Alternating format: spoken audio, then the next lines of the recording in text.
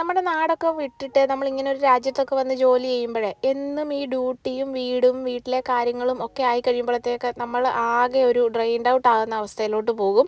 അപ്പോൾ എന്നെ സംബന്ധിച്ച് അങ്ങനെ ഒരു ചിന്ത മനസ്സിൽ കയറി ഒരു അലസഭാവം വന്നു കഴിഞ്ഞാൽ നേരെ വണ്ടി എടുക്കുക, നമുക്ക് ടൗണിലോട്ടൊന്ന് പോവുക.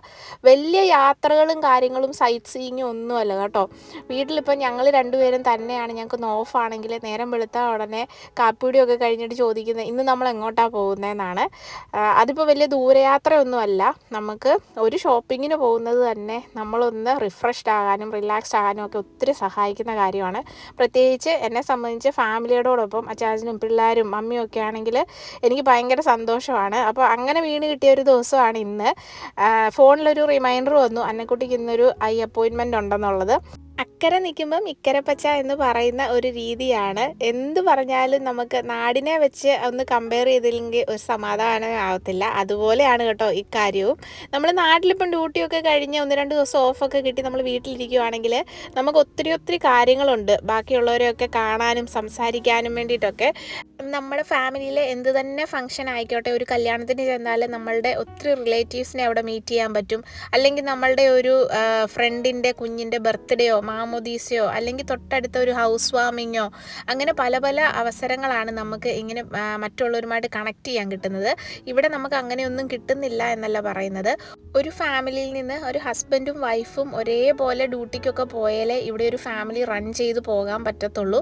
ഇങ്ങനെ ഒരു സിറ്റുവേഷനിൽ നമുക്ക് എന്തൊക്കെ ഫാമിലി ഗ്യാതറിങ്ങോ ഫ്രണ്ട്സ് ഗ്യാതറിങ്ങോ എന്തോ ചെറിയ ഫംഗ്ഷൻ ആണെങ്കിൽ പോലും വന്നാലും നമുക്ക് ഡ്യൂട്ടിയൊക്കെ അഡ്ജസ്റ്റ് ചെയ്യുക, അല്ലെങ്കിൽ ഒരു സ്വാപ്പ് എടുത്ത് ഒരു ഫംഗ്ഷന് പോകുക എന്നൊക്കെ പറയുന്നത് പലപ്പോഴും നടക്കാത്ത കാര്യമാണ്. എന്നാൽ പോലും നമുക്ക് ചില അവസരങ്ങളൊക്കെ അങ്ങനെ കിട്ടുവാണെങ്കിൽ നമ്മൾ മാക്സിമം ട്രൈ ചെയ്യണം. നമുക്കങ്ങനെ എവിടെയെങ്കിലുമൊക്കെ പോകാൻ കിട്ടുന്ന ഒരു അവസരം മിസ്സാകാതെയൊക്കെ നമ്മൾ നോക്കുന്നത് നല്ലതായിരിക്കും. പിന്നെ എല്ലാവരുടെയും അഭിരുചികളൊക്കെ വ്യത്യസ്തമായിരിക്കും. ചിലർക്കാണെങ്കിൽ ഒത്തിരി ഓവർ എക്സ്പോസ്ഡ് ആവാൻ താല്പര്യമില്ലാത്തവരായിരിക്കും, ക്രൗഡായിട്ടുള്ള ഏരിയയിലോട്ട് പോകാൻ താല്പര്യമുള്ളവരായിരിക്കത്തില്ല.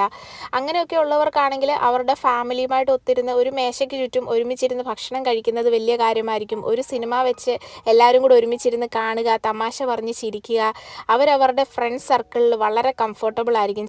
അവരവരുടെ സന്തോഷം അവരവർ തന്നെ കണ്ടെത്തുക. അതിലുപരി നമ്മളുടെ മെൻ്റൽ ഹെൽത്തിൻ്റെ പ്രയോറിറ്റിയാണ് ഇവിടുത്തെ മെയിൻ ഫോക്കസ് ആയിട്ടുള്ളൊരു കാര്യം.